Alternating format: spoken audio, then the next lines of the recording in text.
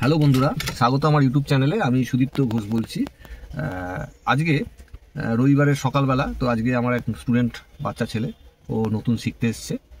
তো ও অ্যাকচুয়ালি এই ড্রাইভিংটাকে পেশা হিসাবে নিতে চায়। তো আমার অবশ্য একটা দায়িত্ব বেড়ে গেল যে তাকে আমাকে যে কোনো একটা প্রফেশনাল ড্রাইভার তৈরি করতে হবে। তো এবার আমি ওর কাছে কিছু প্রবলেম জানতে চাইলাম স্বভাবতই, কেন যেহেতু ও টুকটাক বন্ধুবান্ধবের গাড়ি টুকটাক ধরেছিল, তো আমার কাছে স্বীকার করলো। তো আমি সেই জন্য বললাম যে চালাতে গিয়ে তোমার কি কি প্রবলেম হয়েছিল। তো প্রবলেমটা আরেকবার যদি তুমি আমাকে খুলে বলতে পারো, তাহলে দর্শকরাও জানতে পারবে যে তারাও এইসব প্রবলেমই ফেস করে। আচ্ছা, তোমার কি কি প্রবলেম হচ্ছে? ফার্স্ট টাইম তো আমার স্টিয়ারিংটা কন্ট্রোল হচ্ছে না, কারণ আমার চালাতে গেলে একদিকে পুরোটা বেঁকিয়ে দিচ্ছি, তো চাকা পুরোটা এদিকে কেটে যাচ্ছে, তাতে অ্যাক্সিডেন্টের সম্ভাবনাও তো বেড়ে যায় আমার মনে হয়। তো আবার এদিকে লেফটের দিকে বেঁকিয়ে দিচ্ছি, তো আবার পুরোটা হচ্ছে। মেন আমার স্টিয়ারিংটা কন্ট্রোল হচ্ছে না। আচ্ছা, এবার যখন তুমি কোনো বন্ধু বান্ধবের চালাচ্ছিলে, চেনাশোনা রিলেটিভ যারই হোক চালাচ্ছিলে, তখন তোমাকে তো সব দিয়ে দেওয়া হয়েছিল, তাই তো? তুমি স্টিয়ারিং, এক্সেলেটার, ক্লাচ, ব্রেক সবই নিয়ে ফেলেছিলে, গিয়ার। এতে তোমার কি প্রবলেম তুমি ফেস করছিলে? মানে কোনোটাই তুমি ঠিকঠাক প্রপারলি বুঝতে পারছিলে না। তুমি স্টিয়ারিং কন্ট্রোল করতে গিয়ে দেখছো হয়তো এক্সিলেটার বেড়ে যাচ্ছে, কখনো হয়তো ব্রেক মারতে গিয়ে তুমি দেখছো গাড়ি দাঁড়িয়ে যাচ্ছে। মানে সবকিছুতেই তোমার কাছে প্রবলেম তৈরি হচ্ছিল, তাই তো? তো দর্শকরা, আমার শেখানো, আমি প্রায় 25 বছর ধরে শেখাচ্ছি। তো এইখানে আমি নিজে শেখাতে গিয়ে কিছু কিছু পথ চলতে চলতে অ্যাজ এ ট্রেনার আমি কিছু জ্ঞান লাভ করেছি। হ্যাঁ, তো সেইগুলোই আপনাদের সঙ্গে আমি শেয়ার করতে চাই। এই কারণ এইভাবে যদি আপনি কারোর কাছে শিখতে পারেন, তাহলে আশা করছি আপনার অনেক সমস্যা সমাধান হয়ে যাবে। ফার্স্ট হচ্ছে, যে কোনো গাড়ি শিখতে গেলে এই যে 5টা অপারেটিং সিস্টেম আছে, steering, accelerator, brake, clutch, gear, এই 5টা জিনিস কখনো একসঙ্গে নিয়ে আপনারা শিখতে পারবেন না। আর সেই শেখাটা হলো, সেটা সেই তালিতাপ্পা মারা শেখা হবে। মানে প্রপার ওয়েতে যদি আপনি শিখতে চান, তাহলে আপনাকে স্টেপ বাই স্টেপ ফলো করে শিখতে হবে। যেমন আমরা এডুকেশন সিস্টেম, আমরা যখন পড়াশোনা শিখি, আমরা ক্লাস 1 থেকে পেরিয়ে 2, তারপর 3, এইভাবে আমরা করি। আমরা যদি স্টেপ জাম্প করে হট করে ABCD শিখলাম না, আমি গিয়ে 5-এ বসে পড়লাম বা 10-এর মাধ্যমিক দিতে গেলাম, তাহলে কিন্তু আমার সেই প্রবলেমটা যেটা ফেস করব, ঠিক সেম প্রবলেম এই গাড়ি শেখার ক্ষেত্রেও আমাকে ফেস করতে হবে। 1 নম্বর। 2 নম্বর হচ্ছে, গাড়ি শিখতে গেলে আপনাকে এটার সম্পর্কে চর্চা করতে হবে। চর্চা বলতে, আপনাকে যেই শেখাক সে তো আপনাকে বিভিন্ন টিপস দিচ্ছে, সেই টিপসটা আপনাকে স্মৃতিচারণ করতে হবে। স্মৃতিচারণ করতে গেলে তার উপায় কি? আপনাকে বাড়িতে কিছু টোটকা প্র্যাকটিস। এখন জানি না যারা শেখায় তারা কতটা কি টোটকা দেয়। আমি কিন্তু আমার শেখানোর সময় আমি এটা মনে করি, যে কোনো শিক্ষামূলক জিনিসে তাকে প্র্যাকটিস করতে হবে। এক হচ্ছে বাড়িতে প্র্যাকটিস করতে হবে। বাড়িতে যদি গাড়ি থাকুক বা না থাকুক, আমার কিছু চিন্তাভাবনা থেকে আমি কিছু টোটকা প্র্যাকটিস আপনাদের বিভিন্ন ভিডিওতে শেয়ার করেছি, ভবিষ্যতে আরও আপডেট শেয়ার করব। তো এবার ওটা শেয়ার হলো, আপনারা জানতে পারলেন। প্লাস আমি গাড়িতে তাকে প্র্যাকটিস করিয়ে তারপর আমি শেখাই। এখন যেমন এর আজকে প্রথম দিন, তো প্রথম দিনে আমি তাকে কিভাবে রেডি করব, সেটা হচ্ছে ফার্স্ট আমি তাকে স্টিয়ারিং হচ্ছে, যে কোনো গাড়ি শিখতে গেলে প্রথম বাড়ি তৈরির যেমন ভিতটা স্ট্রং হতে লাগে, গাড়ির ভিত হচ্ছে স্টিয়ারিং। এবার যেটা সব জায়গায় আমি দেখেছি, যে কোনো ট্রেনিং স্কুল বলুন বা যে কোনো, এটা আমি কোনো কন্ট্রোভার্সিতে যাচ্ছি না, এটা আমার একটা প্রিন্সিপাল নিজের একটা চিন্তাধারা আপনাদের সঙ্গে শেয়ার করছি। এটা আমার কাছে এত বছর শেখানোর অভিজ্ঞতা থেকে আমি নিজে বুঝতে পারছি। হ্যাঁ, যে একটা স্টুডেন্টকে যদি আমি ভালোভাবে শেখাতে চাই, তাহলে সেই স্টুডেন্টটা ভালো চালাবে।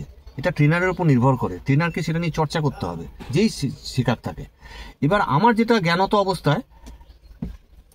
অবস্থায় যখনই আমি তাকে শেখাতে যাব, আমি এগুলো চিন্তা করেছি যে প্র্যাকটিস করলে তার ইমপ্রুভমেন্টটা আসবে, তার কনফিডেন্স লেভেল বাড়বে। তো এখন এর কাছে আগের প্রবলেমগুলো, কারণ কেউ অনেকে বিভিন্ন গাড়ি চালাতে পারছে না, তারা আমার কাছে আসছে শিখতে, সে রামশ্যাম যদু যেই হোক। এবার আমি তার কাছে জেনে নিই যে সে কোথাও শিখতে গিয়ে তার কী কী প্রবলেম ফেস করেছে। সেই প্রবলেমটা আমি যদি তাকে ধরাতে পারি, সেই প্রবলেমগুলো যদি সলভ করতে পারি, তাহলে অটোমেটিক্যালি তার ইমপ্রুভ আসবে। তো এবার এই যে ফার্স্টে স্টিয়ারিংটা আমি তাকে অপারেটিং সিস্টেমটা শেখাবো, কীভাবে অপারেট করবে। তারপর তার থিওরিটিক্যাল কিছু শেখাবো, যেটা রাস্তায় চলতে গেলে যা যা আমাকে প্ল্যান করতে হবে, হ্যাঁ, যা কোথায় চোখ রাখতে হবে, কখন স্টিয়ারিং ঘোরানো, এগুলো আমি পরে আসছি। তো ফার্স্টে স্টিয়ারিংয়ের স্টেপ হচ্ছে, ফার্স্টে একে স্টিয়ারিং কীভাবে ঘোরাতে হয়। আমরা সাধারণত 2 রকম প্রসেসে ঘুরিয়ে থাকি। একটাকে বলছি ফুল রাউন্ড প্রসেস, একটাকে বলছি হাফ রাউন্ড প্রসেস। ও যে ওর কথার মধ্যে বলছিল যে আমি কতটা টানবো, হ্যাঁ, ও নিজে বুঝতে পারছে না।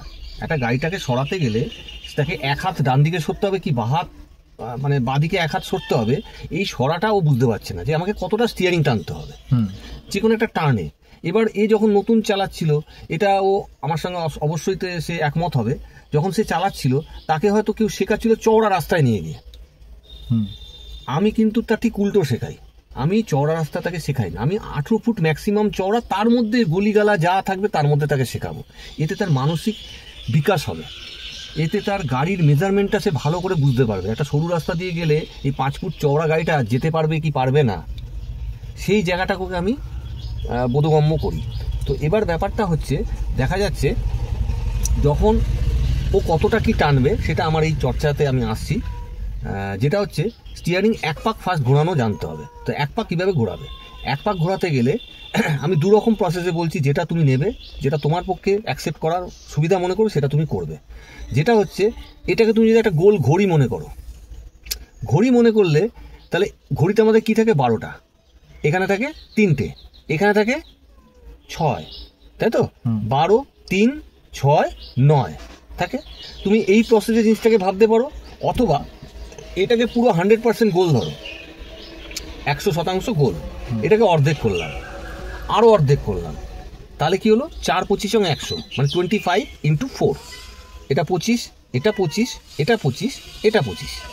তো এই যে 4, 25, 100, তাহলে তুমি ফুল রাউন্ডটা বুঝবে কি করে? একটা গাড়ি চালাতে গেলে নতুনরা কি করে, স্টিয়ারিংয়ের দিকে তাকিয়ে ফেলে, এর ফলে অ্যাক্সিডেন্টের সম্ভাবনাটা বেড়ে যায়। তোমাকে গাড়ি চালাতে গেলে রাস্তার দিকে তাকিয়ে স্টিয়ারিং ঘোরাতে হবে। এবার নতুনরা চালাতে গেলে, আজকে যেমন ওর এই প্রবলেমগুলো ফেস করবে, ও মাঝে মধ্যে চোখ চলে যাবে, কিন্তু ওটাকে আস্তে আস্তে চালানোর মাধ্যমে ওটাকে আমি দূর করব। তো ওকে আগে আমাকে জানাতে হবে যে স্টিয়ারিং তোমাকে কীভাবে ঘোরাতে হবে, তার গ্রিপ কীভাবে ধরতে হবে। ফার্স্ট গ্রিপ তুমি কীভাবে ধরবে দেখি, তুমি জ্ঞানত অবস্থায় কীভাবে ধরতে, 1-2 বার যে চালিয়েছো এরকম ধরতে, এরকম। আচ্ছা, এবার দেখো এই যে এই হাতটা একটু নেবে আছে, এই হাতটা একটু উপরে উঠে আছে, হাত সবসময় থাকবে এই হাত দুটো যেন প্যারালালি সমান থাকে। এই কারণে এই সমানটা থাকলে, আমরা এখন সাইকেল বাইক চালাই, যখন আমরা সোজা যাই তখন আমাদের হাত দুটো কিন্তু প্যারালালি এরকম সোজা থাকে। তো সেই ফিলিংসটা তুমি এখানে পাবে, সাইকেল বাইকের ফিলিংসটা। এবার তোমাকে বুঝতে হবে, তোমাকে এর দিকে তাকিয়ে এইটুকু খেয়াল করতে হবে না যে আমার হাতটা নেবে আছে না উঠে আছে, বুঝবো কী করে, তার জন্য তাকাবো, ওটা কখনো করবে না। তুমি ফিলিংস কীভাবে দেবে, এই যে ধরো রিস্টটা আছে, এই যে এই রিস্টটা দেখো সোজা আছে, কোনো বেন্ড নেই। আবার দেখো কুনুইটা তোমার বডি থেকে কতটা দূরত্বে আছে, এটা ফিলিংস করবে। আবার এইটাও তাই, সেম, দেখো রিস্ট সোজা আছে, ঠিক আছে? তো এই যে জিনিসটা আমরা রিস্ট আর কুনুই দিয়ে আমরা স্টিয়ারিংয়ের ফিলিংসটা নেব, এর জন্য তাকাতে লাগবে না। এবার একটা ফুল রাউন্ড ঘোরাতে গেলে তোমাকে 100% ঘোরাতে গেলে কিভাবে ঘোরাবে, আমাকে বাদিক ঘোরাতে গেলে তাহলে ডান হাত 75% কাজ করবে, এটা একটা প্রসেস। অথবা তুমি যদি ঘড়ির প্রসেসে বলো, তাহলে এই হাতটা নাবা ফলস করবে জিনিসটা, হ্যাঁ, তাহলে আমি দর্শকরা ভালো মতো বুঝতে পারবে। এই হাতটা কোথায় আছে, 3-এ আছে, তোমার ডান হাতে গ্রিপ 3-এ ঘড়ির হিসাবে, বাঁ হাতের গ্রিপ 9-এ, ঠিক আছে?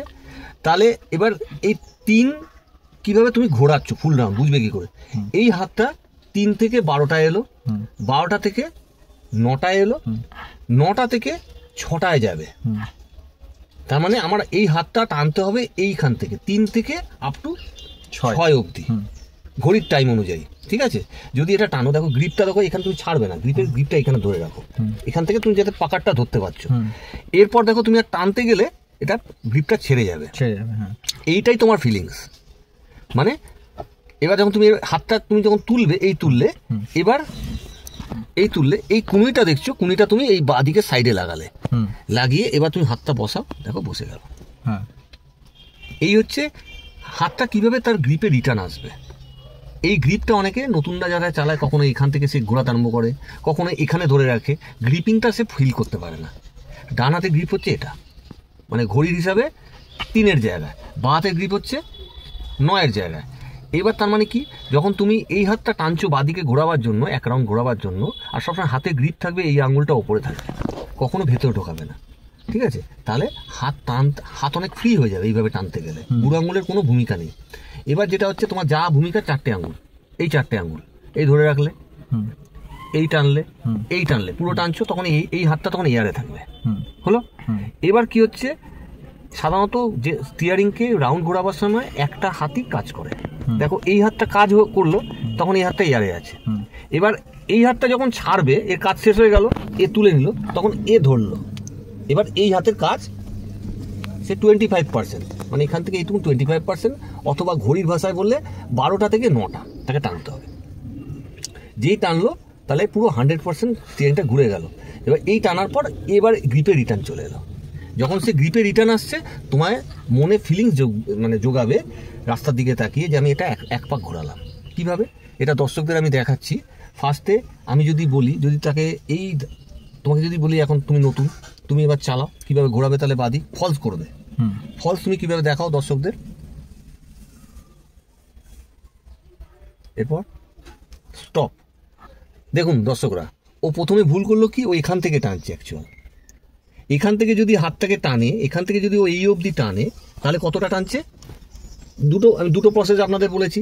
এটা হচ্ছে 50% টানছে, আর ঘড়ির প্রসেসে টানছে ও 3 থেকে আপ টু 9 অবধি, অনেকটা বেশি টেনে দিচ্ছে। অ্যাকচুয়াল আপনি যদি পার্সেন্টেজ হিসাবে ধরেন, তাহলে এই হাতটা 75% কাজ করবে বাঁদিকের ক্ষেত্রে, এই হাতটা বা হাতটা কাজ করবে 25%। তাহলে 75 + 25 হচ্ছে 100%, তাহলে এক পাক হচ্ছে। এবার তাহলে কিভাবে হবে, এবার এ কাজ করছে 75%, এই লকিং হয়ে গেল, এই হাতটা এয়ারে থাকলো, এ তুললো, এ ধরলো, ধরে এবার 25% টানলো, এই হাতটা কি গ্রিপে বসে পড়লো। এটা হচ্ছে এক পাক। তাহলে এক পাকের ফিলিংসটা তুমি নাও, করো। কেন নো, এটা ভুল। এইটা 25 হলো, এই হাতে এখানে রাখো, এক পাক। আচ্ছা আচ্ছা, এই যে স্পিড, অ্যাকচুয়ালি আমরা এখন গাড়ি চালাই, আমাদের টাইমিংয়ের একটা ফ্যাক্টর থাকে। যদি আমি একটা মোড়ে ভুলভাল টাইমিং দেরি করি বা আগে করি, তাহলে আগে করলে আমাকে স্টিয়ারিং কম ঘোরাতে হবে, দেরি করলে স্টিয়ারিং বেশি ঘোরাতে হবে, মানে পাকটা বেড়ে যাবে। তো এবার স্টিয়ারিং বেশি ঘোরাতে হবে, তার সঙ্গে আমাকে স্টিয়ারিং স্পিডও বাড়াতে হবে দেরি হয়ে গেলে। তো সেই জায়গায় দাঁড়িয়ে আপনাদের এটা আমি বোঝাতে চাইছি, দেখবেন অনেক সময় অনেক ড্রাইভার অনেক স্পিডে ঘোরাচ্ছে, তার মানে আপনাকে দূর থেকে ধরে নিতে হবে এর তাহলে টাইমিংটা দেরি হয়ে গেছে। তো আমি টাইমিং কিভাবে কি এরপর আমি নেক্সট ভিডিওতে আপনাদের আরও ডিটেলসে বলবো। তো জিনিসটা হচ্ছে আমি আরও ডিটেলসে যাচ্ছি এই কারণে, আপনারা একটু মনোযোগ সহকারে দেখলে আশা করছি আপনাদের ডাউট অনেক ক্লিয়ার করতে পারবেন। তাহলে আমাকে এক পাক রাউন্ড মারতে গেলে হাতের যে স্পিড